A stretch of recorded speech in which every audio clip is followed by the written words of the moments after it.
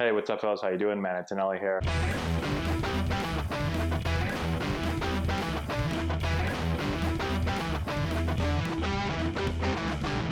Hey, what's going on, guys? How we doing? Matt Antonelli here. So today we're talking about equipment at the major league level. I get asked a lot, like, who packs the equipment? Do you have to pack everything when you're going on the road? You know, when the final game of the homestand ends, or you're in an away park and it ends, and you got to fly out.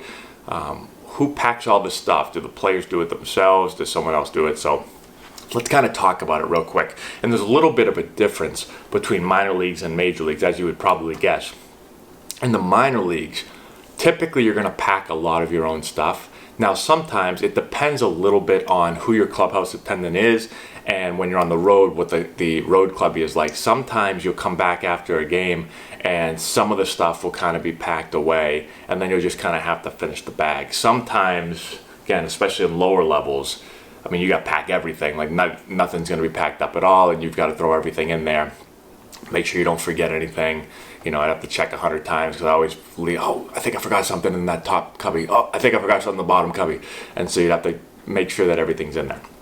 Okay, as you move up, that gets better and better. When you get to AAA, that's when usually, you know, sometimes they'll start putting some of the stuff away.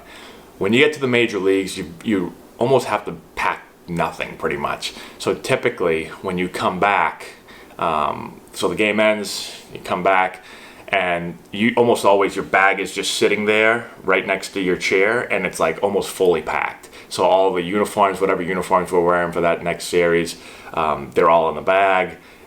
Pretty much everything is in the bag. And then what you're going to do is you're going to wash your stuff. So after the game, you're going to come in, you know, you're going to throw your stuff, you're going to take it off. Usually there's like these little bins, and you're going to throw your stuff in there, and then those are going to get washed up, and then they're going to put those in the bag also. So you almost put nothing in your bag pretty much, just the last couple of things. And there's obviously some things that the clubby doesn't know you're taking, and so you just want to make sure that you get those in there. But as far as uniform and all that stuff and gear and everything, that's almost always packed up. And then there's typically, for your bats, there's always like a travel, it's like a big bag, right? It's just like this big, huge bag, and all the bats go in there. All right, so you just toss all those bats in there, and they take care of all that stuff as well. So you really don't have to carry anything. Everything is kind of taken care for you. Everything's put on the plane for you. And so really all you have to worry about is your suitcase when you're traveling. All the baseball stuff is handled by somebody else. Sometimes for gloves, sometimes guys will take their gloves with them on the plane because they don't want their glove in their bag and then their bag to be thrown underneath the plane and then have it get all, you know, messed up. I never carried my glove on. Maybe that's why maybe that's why I made more errors than I should have, because I just threw my bag with my glove underneath the plane. But there were guys that would carry it. Especially, there were a lot of, I remember catchers would typically take their glove. Pitchers didn't care because they don't need to catch. So middle infielders would like to hold on to their gloves as well. And actually, one year, so I've had my glove stolen twice in my career. Once was when I was in the major leagues with the Padres. I talked about that story before. And then I had another glove stolen on a plane.